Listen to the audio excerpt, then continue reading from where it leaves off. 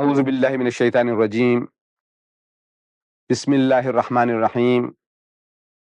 الحج أشهر معلومات، فمن فرض فيهن الحج فلا رفث ولا فسوق ولا جدال في الحج. صدق الله. صدق الله مولانا Azim.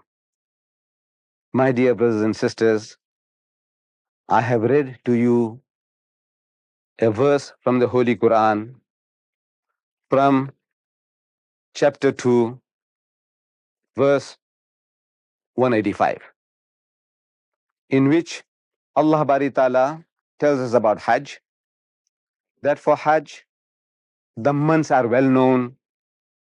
You know the months of Hajj. And when Hajj, the season of Hajj comes along, when one undertakes Hajj, it is the duty of the Haji, the person who performs Hajj, that there is no obscenity, that he performs no obscenity. He doesn't do anything that is outward, untoward, and nor does he do anything wicked, nor does he do any wrangling during the period of Hajj. Now, in the Hajj, there are certain signs of Allah Bari Ta'ala, certain duties that one has to perform. And among these duties of Hajj, one is Sa'i, that is running between Safa and Marwa. These were originally two hillocks, two small hills. And the history goes that Hazrat Ibrahim alayhi salam, the Holy Prophet Abraham, the father of the Jews, the Christians and the Muslims, everybody reveres this messenger of God as Father Abraham, Father Abraham, Father Abraham. Hazrat Ibrahim alayhi salam, he had two wives, Sarah and Hajara. And through a conflict that existed between these two wives of his, Allah Bari Ta'ala commanded him to take Hajara with her infant child Ismail and take him to where Makkah is today and leave mother and child. Outwardly, it was one of the most cruel of deeds that any man can do to his wife and child, a young wife and an infant child. But at the behest of Allah, he was prepared to do anything what Allah commanded him. He was prepared to carry out the commandments of Allah. So he leaves mother and child, and as time wore on, they ran short of water, and Bibi Hajara, she began searching for water, looking in this direction, looking in that direction, running up on top of Safa, looking around to see for some oasis or see some habitation. Nothing to be seen.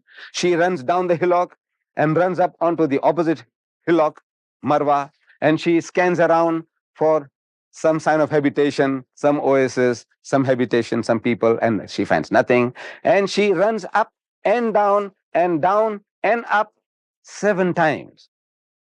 Allah subhanahu wa ta'ala took such a liking to this compassion, this love that she had for her infant child, that he made it fard upon the Haji, the man who goes on pilgrimage, that he must also go through the same process of up and down 7 times. Now, Allah had a purpose in this, of making us to go through that as a discipline, as a sign, as a monument of remembering Allah. Then he made Ibrahim, Hazrat Ibrahim alayhi salam, to build the Kaaba. Hazrat Ibrahim and his son, young man, when Ismail grew up to say of age of discretion, about 12 years of age, him, father and son, they began raising the walls of the Kaaba. A cubicle, a square building, plain and simple building, dedicated to the worship of the one true God. We say it was the first house built on God's good earth for the worship of the one true God, Allah subhanahu wa ta'ala. And he was made to shout, to give the call, for people to hearken to the call, to come along and do tawaf around this house of God, to show his love and dedication.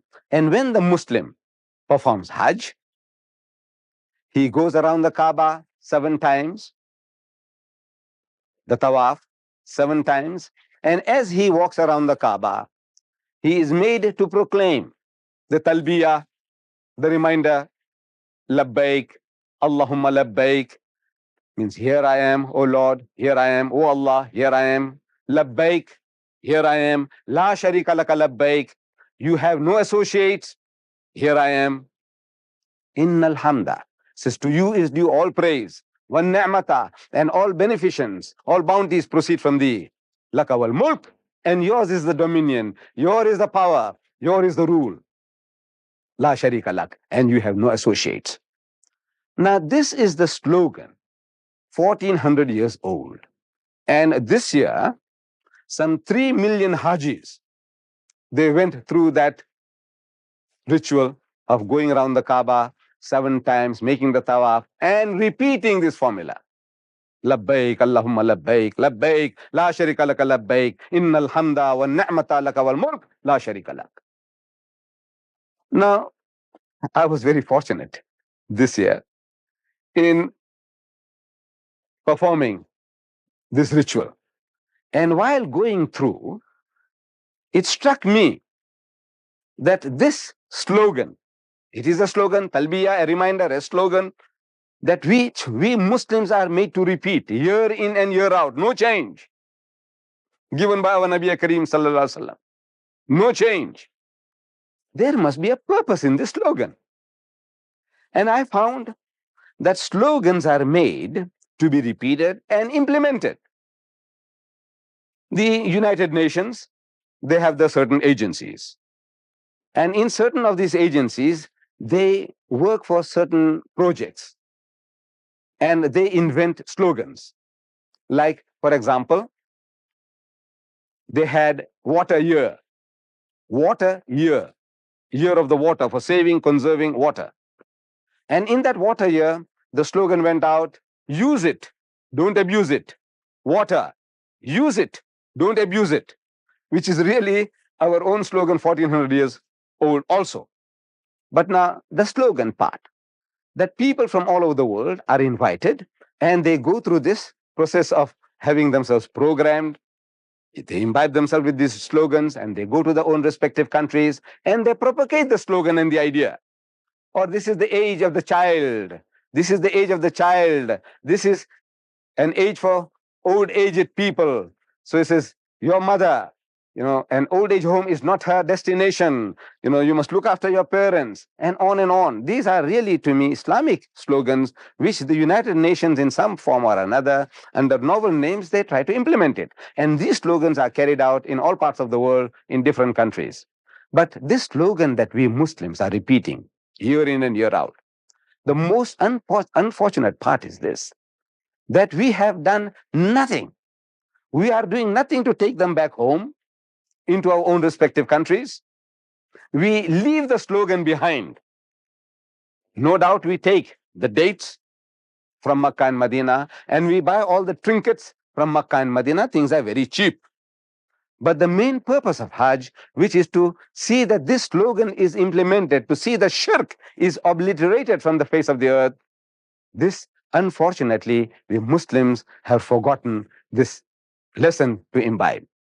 وآخر الدعوانا الحمد لله رب العالمين.